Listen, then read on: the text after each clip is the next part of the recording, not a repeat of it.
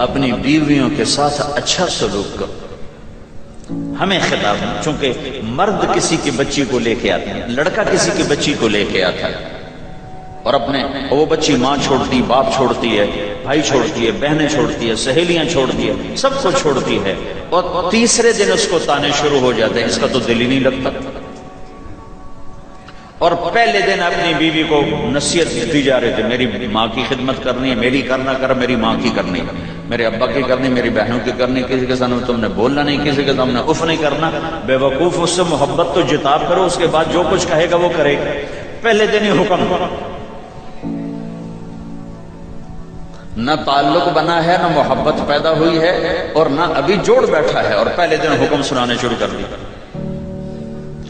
اس کے ذمہ نہ تیری ماں کی خدمت ہے، نہ تیرے باپ کی خدمت ہے، نہ تیری بہنوں کی خدمت، یہ ساری خدمت تو تیرے ذمہ ہے. ہمارا سسرال کا معاشرہ بڑا ظالم ہے. لاکھوں میں کوئی ایک گھر بچا ہوا تو الگ بات ہے، ورنہ میں تو دنیا پھری ہے، کیا دنیا دار کیا دیندار، سب ظلم ہی ظلم ہے. اتنی نیک عورتیں تہجد گزار مسلح سے اٹھتی نہیں، تسبیح ہاتھ میں ہے، لیکن جب وہ ساس بنتی ہیں تو ایسا ظلم ان کے اندر سے نکلتا ہے کہ کانپ اٹھتے ہیں در و دیوار. جب عورت ماں ہوتی ہے تو اس کے روئیں روئیں سے محبت کے چشمے پھوٹتے ہیں. وہی عورت جب ساس بنتی ہے تو ایک دم ظلم کی تصویر بن جاتی ہے. اسے اپنی بہو میں کوئی خوبی نظر ہی نہیں آتی، عیب ہی عیب نظر آتے ہیں. اپنے بیٹے کو بھڑکاتی رہتی، یہ کرتی ہے، یہ کرتی ہے. اور ویسے بیوقوف ہیں، کوئی ماں کی وجہ سے بیویوں کو تباہ کر دیتے ہیں، کوئی بیویوں کی وجہ سے ماں کو تباہ کر دیتے ہیں. یہ دونوں ظلم ہیں. ماں کی وجہ سے بیوی پہ زیادتی نہ کرو، بیوی کی وجہ سے ماں پہ زیادتی نہ کرو. بیوی کا اپنا مقام ہے، ماں باپ کا اپنا مقام ہے، بہنوں کا اپنا مقام ہے. 100% شکایات جھوٹی ہوتی ہیں، سب جھوٹ ہوتا ہے. اس لیے میرے رب نے دستور بتایا، ان جاءکم فاسق بنبأ فتبینوا. جب کسی کی خبر سنو، کوئی کمی کوتاہی سنو، اول تو سنو نہیں، اگر سننی پڑ جائے تو تحقیق کر لو، تحقیق کر لو. قاضی ایاس کے پاس آیا ایک شخص آیا روتا ہوا، ہائے مر گیا، ہائے مر گیا. تو ان کے ساتھ ایک آدمی بیٹھے تھے، کہنے کہ حضرت اس کا قضیہ جلدی سے سن لیں، بیچارہ بڑا مظلوم لگتا ہے. کہنے کہ چپ کر، یوسف علیہ السلام کے بھائی بھی رات کو روتے ہوئے باپ کے پاس آئے تھے. ہر رونے والا مظلوم نہیں ہوتا، ہر رونے والا مظلوم نہیں ہوتا.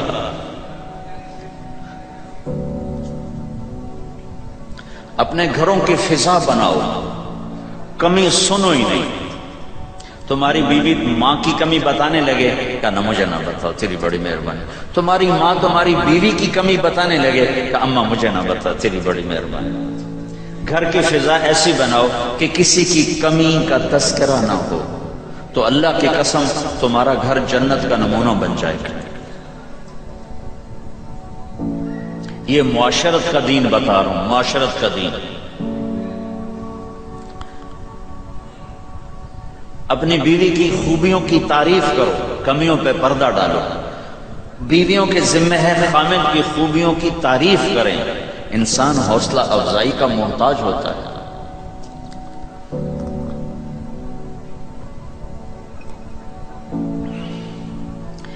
ایک بزرگ ہے اپنے کسی مرید کے گھر، تو وہاں انہوں نے کھانا کھایا، کھانا ان کو پسند آیا. کہنے لگے اپنی بیگم کو پردے میں بلاؤ. تو انہیں اپنی بیگم کو پردے میں بلایا، کہا بیٹی میں نے تیرا ہاتھ کا کھانا کھایا، بہت مزیدار تھا، اللہ تمہیں جزائے خیر دے، تم نے بہت اچھا پکایا. تو وہ زارو قطار رونے لگے.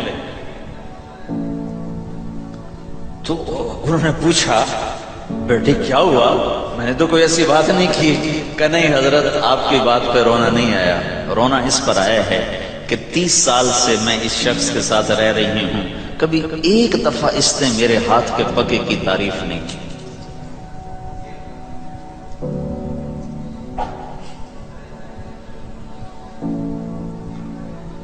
آپ گھر میں تشریف لائے، آپ نے پوچھا کوئی کھانے کو کچھ ہے؟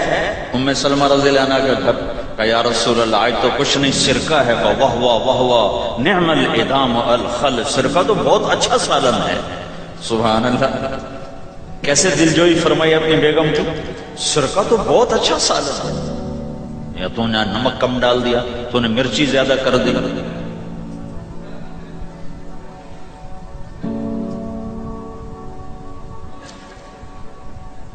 ہم رائمنڈ میں پڑھتے تھے نا تو پکانا ہمارے ذمہ ہوتا تھا، تو ہمیں پتا کہ پکاتے ہوئے کیا گزرتی۔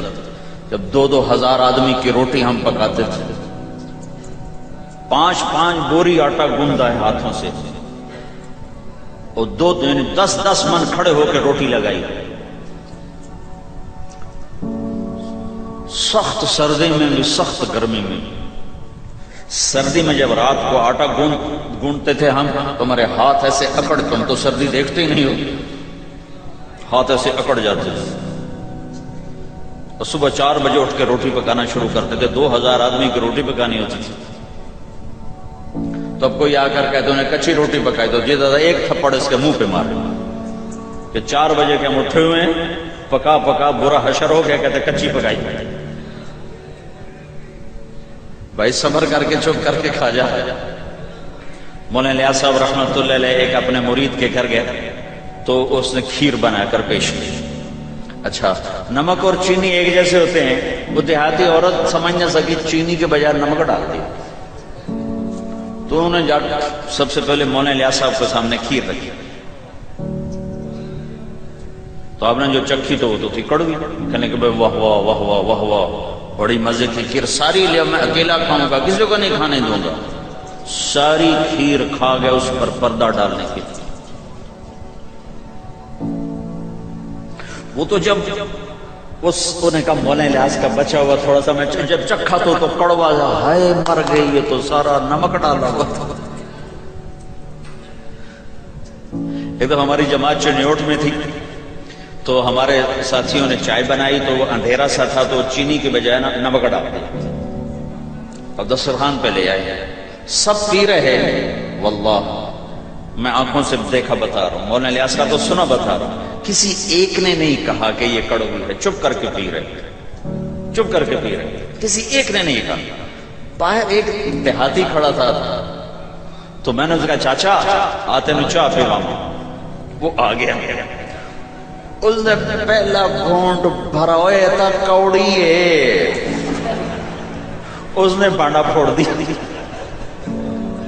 پھر سارے ساتھی ہنس پڑے کہ چاچا ہم نے تو پردہ ڈالنے کی کوشش کی تھی خدمت والوں پر تو نہیں پردہ چاک کر دیا، بانڈا پھوڑ دیا۔ کیا خوبصورت تربیت۔ 8 سال ہم نے دیگیں پکائی ہیں اور روٹیاں پکائی ہیں رامین میں پڑھتے ہوئے، تو پکانے والا کتنا کھپتا ہے۔ مفتی زین العابدین صاحب رحمۃ اللہ علیہ ہمارے بزرگ بڑے نفیس، تو وہ روٹی بڑی نفیس کھاتے تھے، تو ان کے لیے مجھے فرمایا اس نے روٹی تو بنا۔ اب میں ڈر رہا تھا کہ پتہ نہیں مفتی صاحب کو پسند نہ آئی تو کیا بنے گا۔ حوصلہ افزائی کتنی ضروری چیز تھی۔ اب وہ میں روٹی ناشتے میں لا کے رکھی، اور اللہ کا فضل اب تو خیر بھول بھلیاں ہو گیا، ورنہ بہت نفیس روٹی میں بناتا تھا۔ ایک دفعہ میں گھر میں تھا تو رمضان کا مہینہ تھا، تو کسی کی آنکھ نہیں کھلی، گرمیوں کا رمضان، تو میری آنکھ کھل گئی، تو سب سوئے پڑے، نوکر بھی گھر والے بھی، تو میں نے کسی کو نہیں اٹھایا، چپ کر کے جا کے پرات اٹھائی اور روٹیاں پکانی شروع کر دی۔ جب ساری روٹیاں پک گئیں، آخری پیڑا میرے ہاتھ میں تھا، تو میری بڑی بہن کی آنکھ کھل گئی، اس نے دیکھا تو میں روٹیاں پکا رہا، وہ تیرا بھلا ہو جاوے، ایک ہی کیتا۔ میں کہا روز تم پکاتی ہو، آج میں پکا کے دے رہا ہوں، اس میں کیا ہے۔ تو میں نے روٹی پیش کی نا، تو مفتی صاحب نے 1-2 لقمے کھائے، تو میں وہ کھڑا سے کام رہا، پتہ نہیں اب کیا کس نے پکائی ہے۔ میں کہا جی میں نے پکائی، ماشاءاللہ بہت اچھی پکائی۔ تو میرا دل اتنا بڑا ہو، حوصلہ افزائی کرنا، برائیوں کو۔ ہماری معاشرت کیا ہے، 100 خوبیوں میں سے ایک کمی کو نکال کے پکڑ لینا اور 100 پہ کاٹا۔ 100 نظر نہیں آتی، ایک کمی کو پکڑ کے اسے اچھال رہے اچھال رہے اچھال رہے اچھال رہے اچھال رہے.